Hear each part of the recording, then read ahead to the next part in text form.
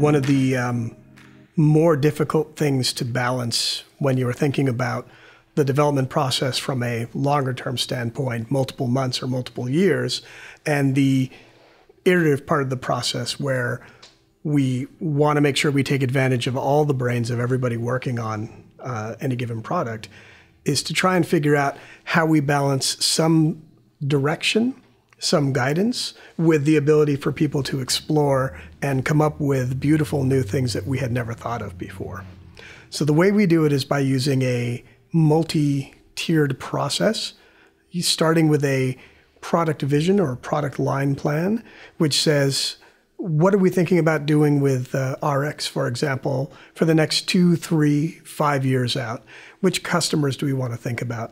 How do we envision the workflows working? How do we think about the new technologies that are out there and how they might be incorporated? Some of which might be available and appropriate now, and some of which might be just at the edge of possible, so that we're always keeping as much as possible ahead of the curve or at the leading edge of the curve for the technologies that are important.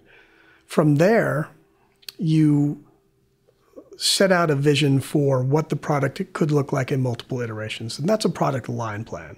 And that means that RX could end up being multiple products at some point, each one designed for different customers. RX could end up being a single product that serves many customers. And those are all options that we hold open as we think about the customers that we might want to use the product, and we think about the great features we might put into it.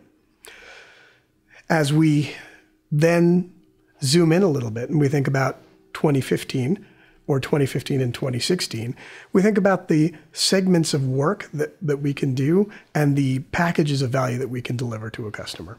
So we might say the next thing that we want to do, as we did in the course of RX3, the previous version, is we want to be able to deliver multi-threaded, multi-core functionality so that RX moves much faster. That's a big chunk of work to take a code base from single-threaded to multi-threaded, and it's also a big chunk of value for people. So that becomes a major theme of a release, and that might end up being 3 months worth of work, or 2 months worth of work, or 6 months worth of work. But you know that that's one big theme that you want to put into the next release. Now you start to see other things coalescing around it. I have a multi-threaded version of the application. What gigantic algorithms can I put into this application that can take advantage of that? Does that allow me to start thinking about cloud technologies and being able to use distributed computing? Does that change the course of an embedded product that we might be thinking of? All of these come to mind, and they help to shape the vision for the product going forward. Once we've thought about this and we've said, okay, we think it is important to do some form of a multi-threaded engine, now we start breaking it down into smaller and smaller chunks of work. The release is going to be a 12-month release. The first third of the release, let's think about the different kinds of architecture we might use. Let's experiment with them. And let's see how much more processing power we get. How much more performance do we get? Are we seeing a 10x increase? Are we seeing a 100x increase? How much do we expect to see?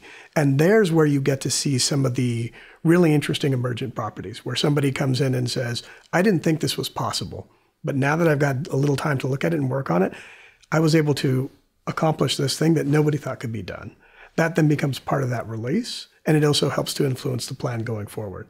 So if you think about it in terms of concentric circles of planning, you have something that's pretty large and out there, maybe a 2 to 3 to 5 year plan. It's got a direction in terms of the customers and the markets that we want to think about. It's got a direction in terms of what the products could look like. The next shell in is a release plan. It could be 3 months or 6 months or 9 months or 12 months. And that's really the immediate package of value that we want to deliver. And then within that, you have sprints. And the sprint is at the heart of the Scrum process, the Agile process. 2 weeks, 3 weeks, or 4 weeks where you think about a goal and you try and deliver on that, and you look at the work that was done there and you see how that affects the rest of your development process. So at every step along the way, you're always thinking about what you've done, and you're always thinking about how that's going to influence what you do in the future.